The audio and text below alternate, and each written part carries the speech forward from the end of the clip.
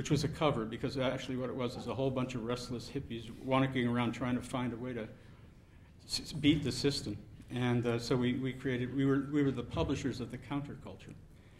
And in fact, I think it was Dick or Terry Namath who said, I had met Robert Creeley, and in fact, we had indeed published one of Creeley's poems, which was illustrated by Arthur Okamura, called 1, 2, 3, 4, 5, 6, 7, 8, 9, 0.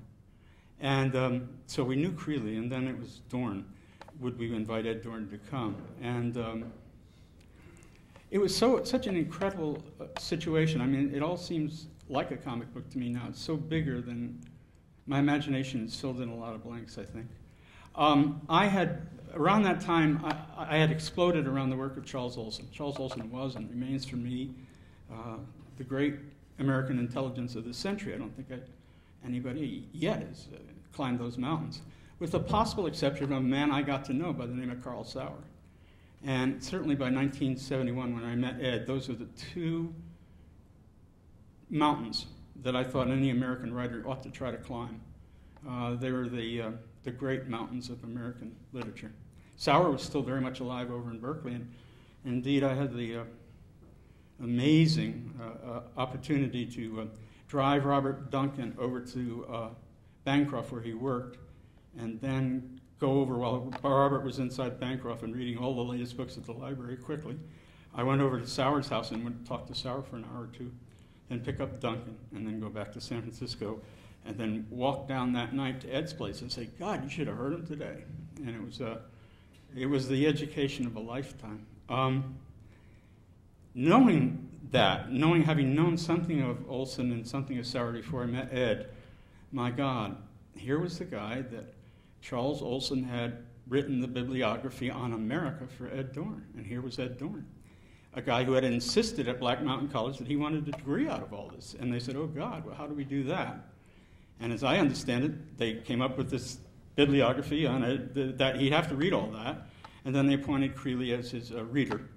And then Creeley would read everything that Ed would read, and then after a while, he read everything, and then he took a test. And I said, what was that like? And he said, well, at 7 o'clock in the morning, it was in the kitchen at Black Mountain, and there was Olson in one chair, and Duncan in another chair, and Creeley in another chair, and he said, it went 6 hours, and I guess I passed. And you know, the idea of all of this is to me, even to this moment, still Olympian. It's bigger than anything I know as a real, that's for sure. Anyway, what I talked after Ed was here for at 71, he and Jenny indicated they'd love to move up here. They were on the roll again, and we were able to find them a place not very far, about 3 blocks from our house out on Bush Street. And there we lived, all of us, for about 4 years. Ed and Jenny, Eileen and myself, Tom and Val and all the Raworth kids, Holbrook Teeter and his wife, Michael Myers was living with those guys at the time, and Clifford Burke at Cranium Press, where most of these books got set. And as for the excellence of the press, one could hardly do less with printers and designers of the order of the people we work with. They were really, really good at what they did, and it was our pleasure always to just watch them go to work on a great poem. And I approached Ed at the time, and I said, you know, like, I'm really interested in this bibliography on America, and which of those books would you recommend that I read?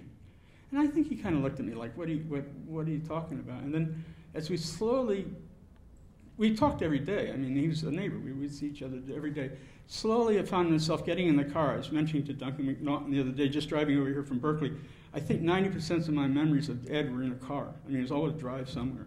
Yosemite, Southern California, for pizza. It was always, let's get in the car and do it. And anyway, we spent a lot of time in the car, and the car finally got itself down to the San Francisco Public Library, and from those old shelves, we started to pull out the very books that were in the bibliography, and I would read them, and I'd ask Ed what I thought, and he'd say, you know, da-da-da. And I read a lot of those books, and somewhere in the course of that, Turtle Island had begun. Our first book, Eileen printed beautifully, Spearmint and Rosemary, Charles Olson poem that George Butterick kindly let us print. After that, the first Sauer that we reprinted was Northern Mists. Had never been in paperback. And then somewhere in the middle of it, Ed said, would the press take a submission from him? Which is like, what are you talking about with the press take a submission from you? And what it was is he handed me Recollections of Grana Paceria, which he had been writing all the time we had been talking. And it's, you know, to this day, it's the greatest, to me it's the greatest single book of poems in the last 50 years. And there's two reasons for that. One, I published it, and Eileen and I published it, and two, because it is. And both of those things are still true tonight. Who was he? During that period of time, I was thinking about this the other day. During that period of time, Robert Creeley came by the house, and I remember sitting there and late in the afternoon, as we were wont, and the vibes were everywhere. And Creeley said, appropriate, I don't know what. No, Charles Olson was not my father. I already had a father. Charles Olson was the peak of my imagination. Well, Ed Dorn was the peak of my imagination. Of all the things he gave me, and I'll just close because there's really little can be said because of its significance, it's big. Of all the things he gave me, the thing that remains is the most enduring of all, and I knew this the moment they told me he was gone, was the love of language. This language, our language. What's his name in the New York Times talked about the dazzle of learning. Well, certainly I shared the dazzle of learning with Ed Dorn, but what I didn't have before, and what he gave me, is a way to love our language, our American language, in all of its variant forms and conflagrations and accidents and intentions and presences. He found poetry everywhere in the world, and in the world always as well. And I think he taught me a little of that. And you know, when I think about him now, I have a sense of him as almost an Elizabethan figure, like somebody like Drake, just finding the new world for himself in its evidence, its language. And you know, when you think about it, what more can a poet give other poets than a love of language? He taught me how to love American literature, and that's my life. Thanks.